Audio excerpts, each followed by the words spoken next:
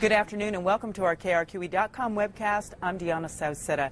A U.S. Airways flight makes an emergency landing in Albuquerque after a passenger decides to get naked. Take a look at the cell phone pictures from inside the plane. The Charlotte to L.A. flight had to make an emergency stop in Albuquerque when flight attendants couldn't get the man under control. Around 6:30 last night, the plane landed at the Sunport. I fell asleep and the lady fell asleep.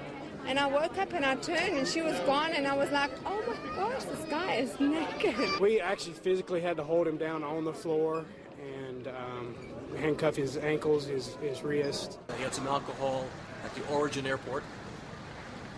He is on medication but didn't take it. And perhaps a combination of not taking medication and perhaps the alcohol and the altitude have impacted his usual behavior. The passenger, Keith Wright, is now in federal custody. The flight was delayed about an hour in Albuquerque. No one was seriously hurt. A crash in northeast Albuquerque sends 3 people to the hospital today. It happened around 10 this morning near Summer and Washington. Police say a man ran a stop sign and he was T-boned by another truck, which then rolled over. The elderly driver was transported for his injuries. His condition is not known right now. The driver and the passenger were taken to the hospital as a precaution.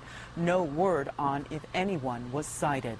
Funeral services will be held this afternoon for one of the 4 teens killed in that weekend fatal crash in Santa Fe. The service for 16-year-old Kate Klein is at 1 o'clock at Temple Beit Tikva.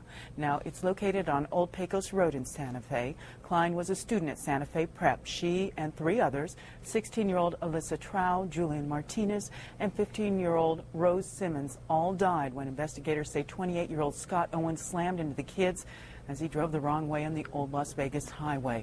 Now, Owens' bond is set at $3 million cash. He faces 4 counts of vehicular homicide, 1 count of great bodily harm by vehicle. Deputies suspect he was drunk, but blood alcohol test results are pending and could take 2 weeks. Stay with KRQE for more news and weather updates throughout the day. Here's a look at what's on TV tonight.